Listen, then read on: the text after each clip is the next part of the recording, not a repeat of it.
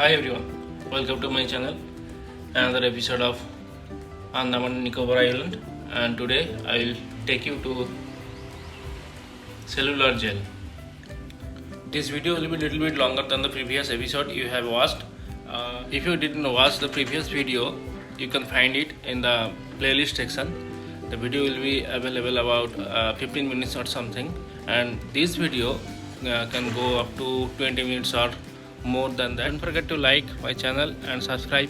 This video will be specific about cellular gel with a guided tour. Let's find out.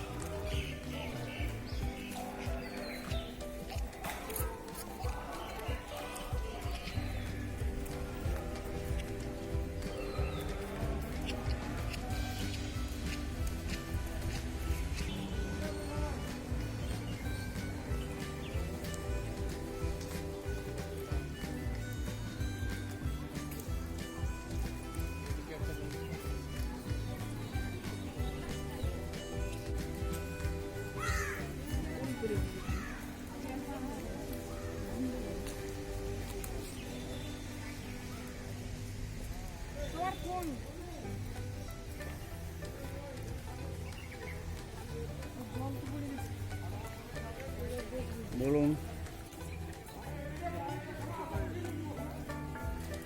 Guide के साथ चले तो photography वापस आप लोग इसी रास्ते से आएंगे। उस दौरान फोटोग्राफ पहले गाइड के साथ घूम लीजिए टॉप तक, वॉच टावर है ना टॉप, वहाँ पे एक्सप्लेन खत्म हो जाएगा। उसके बाद आप लोग फोटोग्राफी करते हो धीरे धीरे। আপনি বাংলায় বলতে পারেন না হ্যাঁ তো বাংলা না দেখে গাইড দিয়ে করবো बंगला गाइड नहीं है अभी, होने से बंगला गाइड হ্যাঁ हिंदी गाइड।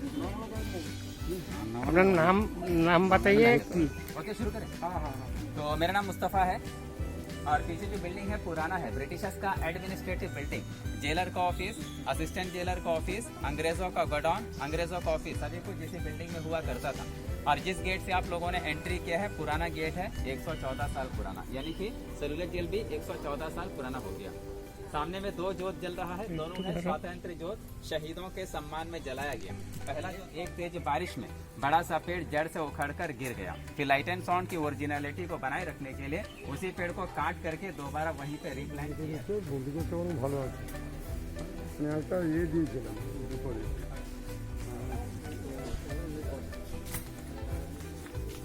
ये चेयर वो रात का शो के लिए जेलर का कुर्सी है, बताएंगे इसके बारे में। जेलर का कुर्सी। नया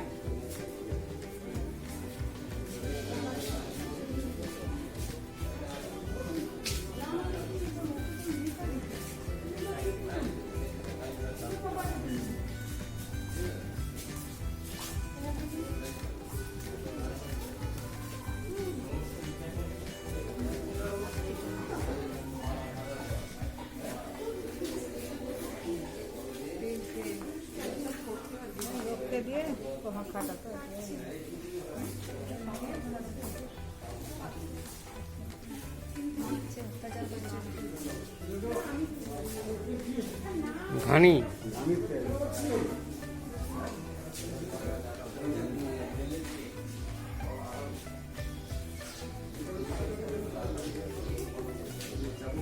এরকম চাবুক মারা হতো।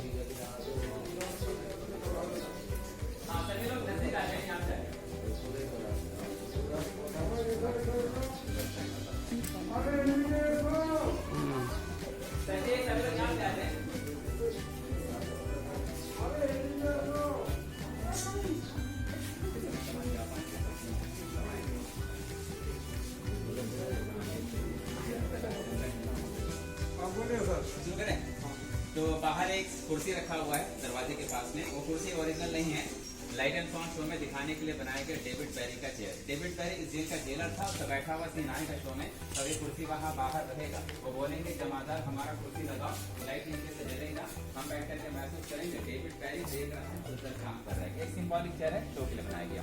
फिर एक कारखाना है इस बिल्डिंग के, यहाँ के जो फ्रीडम फाइटर है वो यहाँ पे काम करते थे। बड़ा कारखाना था, अभी से मॉडिफाई करके आधे में पाउंड्स पर डे, जो बैल भी नहीं निकाल पाते थे।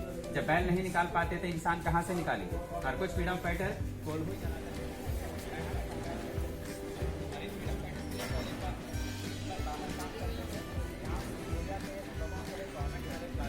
खुलो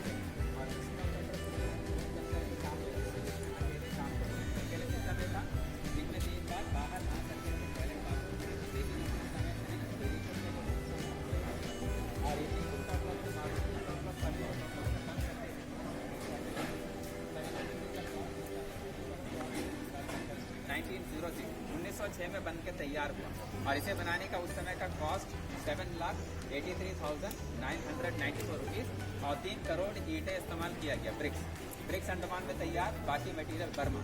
जब जेल बना साइकिल व्हील की तरह, इसमें टोटल 7 बिल्डिंग आप लोगों ने मॉडल में देखा होगा, बिल्डिंग 7 थे और सेल्स के टोटल 693 कोठरियाँ। एक कोठरी में एक ही कैदी रखते थे। कोठरी का length 13.5 feet, width 7.5 feet, height 10 feet और 3/1 फीट का वेंटिलेटर पीछे की ओर 8 फीट ऊपर है, ताकि कैदी अंदर से बाहर देख ना पाए। और हर विंग से बनाया है, एक विंग का कैदी जो है दूसरे विंग के कैदी को न देख सके, न उनसे बात कर सके, क्योंकि एक बिल्डिंग का फ्रंट साइड है, दूसरे का बैक साइड है। इस वजह से दोनों बिल्डिंग्स के बीच कोई कम्युनिकेशन करेगा। काम करने के लिए 7 में से 4 ब्लॉक के सामने वर्कशेड, वहाँ पे फ्रीडम फाइटर्स नारियल तेल निकालते थे, हमने देखा। बीच में है सेंट्रल टावर के टॉप पे सिंगल गार्ड ऊपर से बाउंड्री वॉल वॉच करता था। उनके अलावा 21 गार्ड दिन रात पहरा देते थे। अभी 7 में से केवल 3 ब्लॉक्स। उसके बाद में जेल का मेंटेनेंस नहीं। फिर आफ्टर इंडिपेंडेंस के बाद 1964 सेलुलर जेल का जो पार्ट्स रहने लायक नहीं रहा था, खराब हो गया, वहाँ पे एक हॉस्पिटल बना दिया, जो आज अंडमान का सबसे बड़ा हॉस्पिटल है। गोविंद वल्लभ पंत हॉस्पिटल नाम रखा गया। जब हम जाएंगे टॉप, वहाँ से देखेंगे। अभी आगे चलेंगे, जेल का बड़ा सा मॉडल है, फोटो ले लीजिएगा। उसके बाद ऊपर चलेंगे सेल में।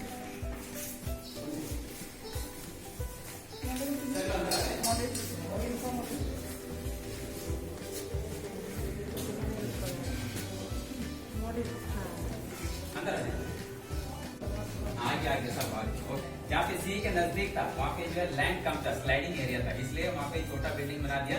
जहाँ पे लैंड ज्यादा था, वहाँ पे लेंथ ज्यादा कर दिया, इसलिए कुछ छोटा कुछ बड़ा दिख रहा है। और अभी बचा हुआ जो बिल्डिंग है 3, नंबर 1, नंबर 7 और छोटा वाला नंबर 6, बाकी 5, 4, 3, 2, ये 4 बिल्डिंग टूट गया है। यहीं पे हॉस्पिटल बना हुआ है। और अभी हम लोग खड़े हैं, बीच का जो टावर है उसी के ग्राउंड फ्लोर पे खड़े हैं। और सेलुलर जेल को ब्रिटिशर्स ने टोटली क्लोज कर दिया जनवरी 1938 में। सितंबर 1937 से जनवरी 1938 सारे पॉलिटिकल फ्रीडम फाइटर्स को ब्रिटिशर्स ने इंडिया वापस भेज दिया। और 80 इयर्स के बाद, 80 साल के बाद अंडमान में काला पानी का सजा भी बंद हो गया। 1858 में शुरू हुआ था वाइपर आइलैंड से, 1938 में जेल में आकर के खत्म हो गया। फिर सेकेंड वर्ल्ड वॉर शुरू हो गया 1939 और अंडमान में जापानी ने कब्जा कर लिया 23 मार्च 1942। जापानी अंडमान में जो है 3.5 साल रहे, 3.5 years रहे थे। उस दौरान उन लोगों ने काफी टॉर्चर भी किए थे इंडियंस के ऊपर, जो यहाँ पे सेटल हुए थे। उनमें से कुछ पढ़े लिखे लोग थे, कुछ INA के मेंबर्स थे और कुछ लोग जो है इंडियन इंडिपेंडेंस डे के मेंबर भी थे। जापानीज क्या समझते थे, इनमें से कुछ लोग अंग्रेजों के साथ मिले हुए हैं या उनके लिए जासूसी कर रहे हैं। तो जिनके ऊपर भी जासूसी का शक हुआ, जेल में लाके बंद किया, बुरी तरह से टॉर्चर किया और बहुत लोगों को गोलियों से शूट भी किया।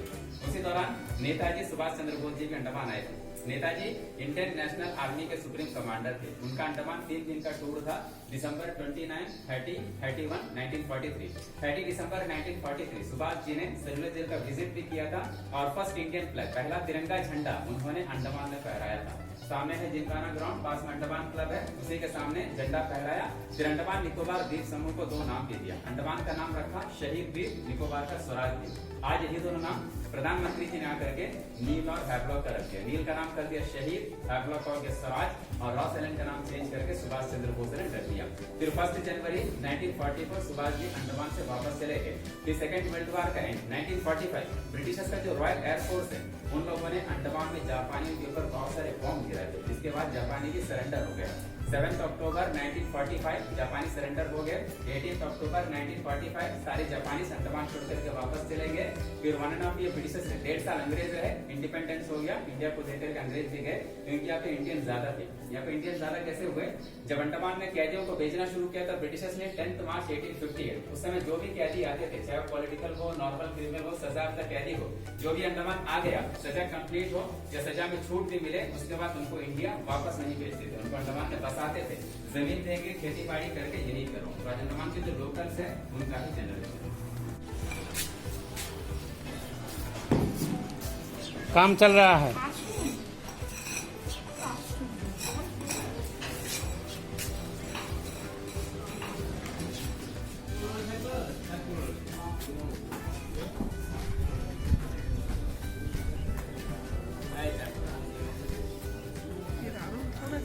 কোনটা দাও এদিকে দাঁড়া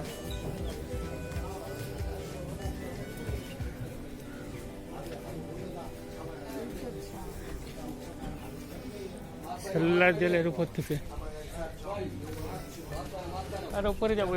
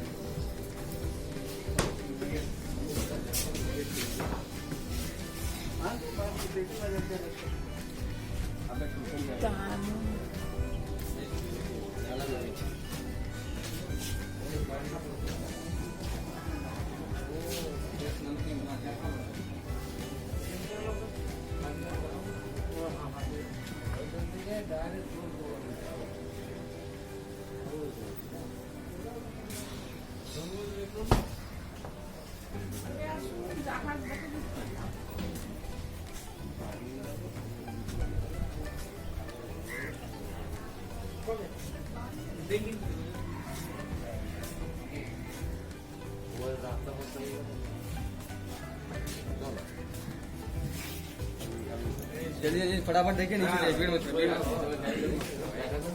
देखने के तो नीचे जाइए, भीड़ मत करिए।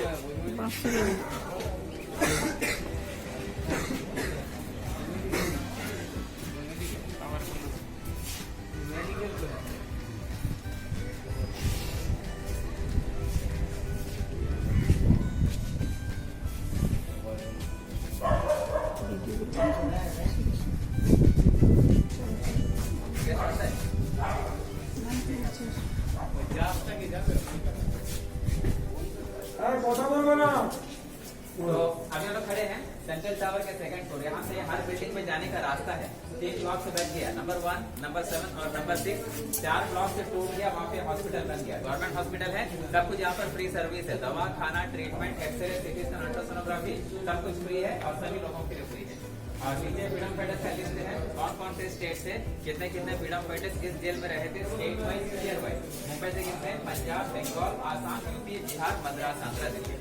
और इसी फ्लोर का लास्ट कमरा आपने देखा विनायक दामोदर सावरकर जी का, उनको वहाँ पे रखा गया 10 साल रखा गया, 1911 से 1921। सावरकर जी को लंदन से अरेस्ट करके इंडिया लाते वक्त, जिसका नाम था मोरिया शिप। मोरिया शिप 8 जुलाई 1910 जब मार्शलेस हार्बर के निकट से गुजर रहा था, उस दौरान सावरकर जी ने जहाज का टॉयलेट का साइड का ग्लास तोड़ करके जंप किया बाहर और स्विमिंग करके चले गए मार्शलेस हार्बर, फ्रांस। वहाँ पे फ्रांसीसी गार्ड से पकड़ लिया और ब्रिटिशर्स को हैंडओवर कर दिया। ब्रिटिशर्स इंडिया लेकर के गए, केस चला, फैसला हो गया कि उनको अंडमान भेजे। फिर सावरकर जी आए थे सेलुलर जेल 30 जून 1911। जब अंग्रेज लाए थे तो डरते थे, एक बार वहाँ से भाग गया है, दोबारा यहाँ से भागे, इसलिए से कड़े पहरे में रखा। क्योंकि जो बड़े भाई थे गणेश दामोदर सावरकर जी, वो सेलुलर जेल में उनसे भी पहले से थे, लेकिन दोनों भाई जो है 2 साल तक आपस में मिल नहीं पाए, एक ही जेल में रहते हुए। फिर 1921 वीर सावरकर जी को सेलुलर जेल से ट्रांसफर करवा दिया रत्नागिरी, महाराष्ट्र। 3 साल वहाँ पे हाउस अरेस्ट में रहे, नजरबंद। लिभार 3 জনের জন্য পটাতন,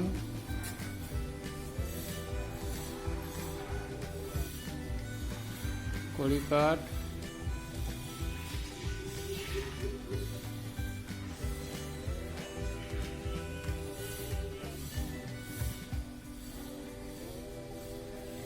মৃত্যুদণ্ডদের এখানে ফাঁসি দেওয়া হয়।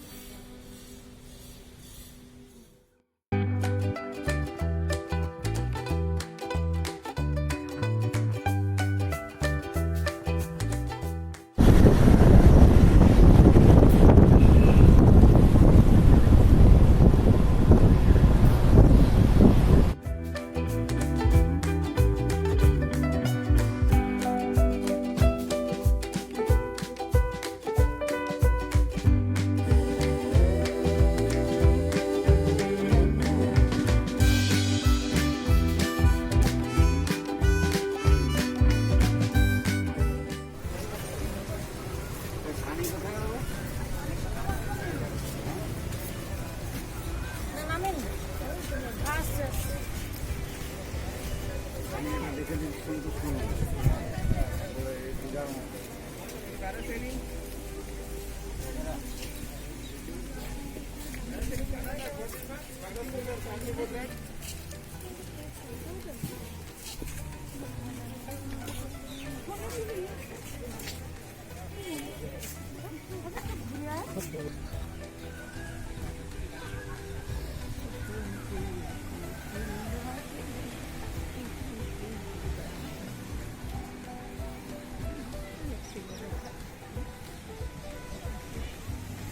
প্যারাগ্লাইডিং সেইটা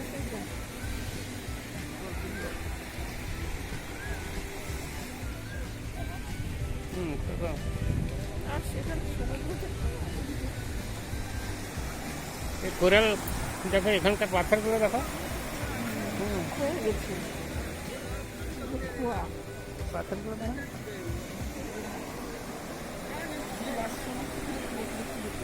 আমাকে তো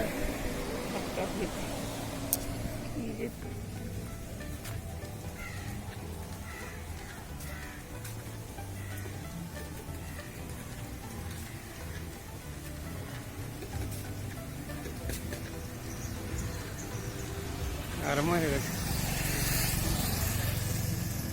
লাইট অ্যান্ড সাউন্ড আরম্ভ হয়ে গেছে।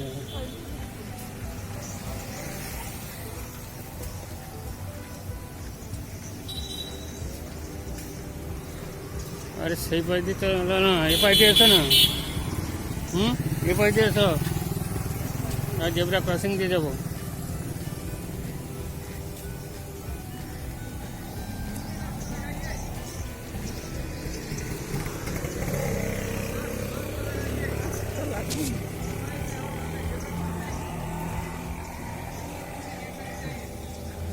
जेब्रा क्रॉसिंग फॉलो করতে বলে।